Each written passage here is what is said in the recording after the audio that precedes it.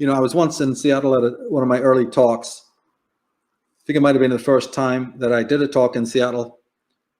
And I attended so many of the other speakers as well, the guys I love, And I was sitting waiting for a friend who was driving up from Reno to pick me up, to take me back to the Bay Area. We were going to drive, and everybody was leaving, and the whole conference was kind of over. I was sitting in the restaurant area, getting something to eat, waiting for my friend to arrive.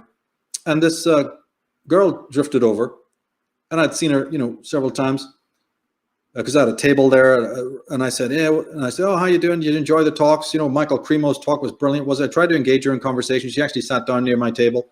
I said, oh, it was brilliant, wasn't it? That was so good.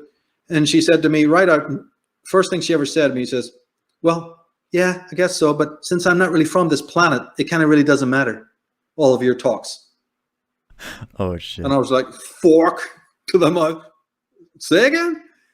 And she absolutely told me straight up to my face, well, since I'm not from this planet, what Michael Cremo or you or Jim Mars or whoever else was talking, Richard, so what?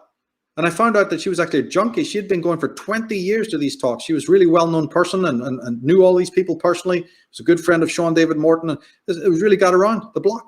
And what the hell am I hearing from this?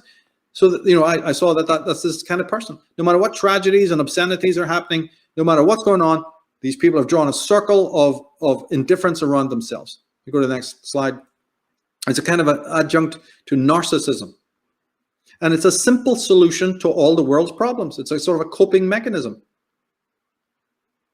And as I said, you see millions of people today, my complexion, my physical appearance, my persona.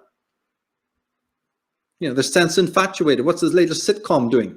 What are the characters in that sitcom? They're going through hell. There's divorces. There's all sorts of crazy scenarios, in these sitcoms. Anything to hide out.